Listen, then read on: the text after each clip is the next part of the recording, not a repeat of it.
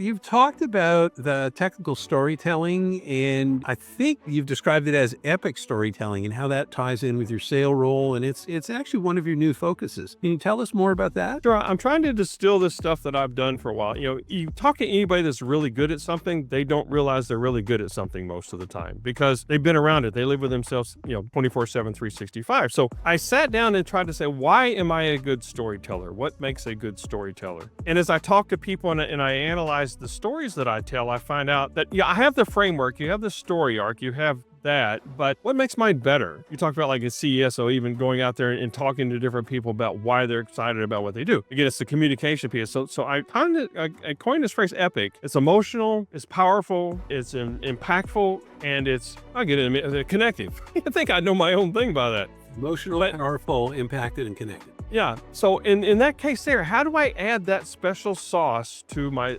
basic framework to stand out against that? And some of the ways that I do that, and this is one of the ways of communicating, is if I'm talking out on a first call to a customer, I do a little LinkedIn stalking or something to find out one about the customer, the people we're talking to, and that. Because that's where I need to start my story. I need to start my story where those people live every day, use words that they use, what's the problems that they face, what's these other. So I have a basic understanding of what's going on and what they're telling me. And then if I start my story from there, going along, showing in this vision of where we could be in 5 years, along again, adding this impactful, the empathy is the very first part of that too, empathizing with what they are. But how do I do that? At the end of the day, I'm connecting the whole time so that they will talk to me. They'll tell me things that they don't, that they won't necessarily think about in a sales type thing. And they will remember me. So if you've got to go up and you're doing like 5 different demos and I'm telling an epic story that they can relate to, that talks about a story about their future state, how they can do that, they'll remember me where they won't necessarily remember something else. They may have a superior product at the time. I used to do this at Microsoft. I'd go up against Google and I would tell the teacher's story of the impact that they had on this one student using OneNote,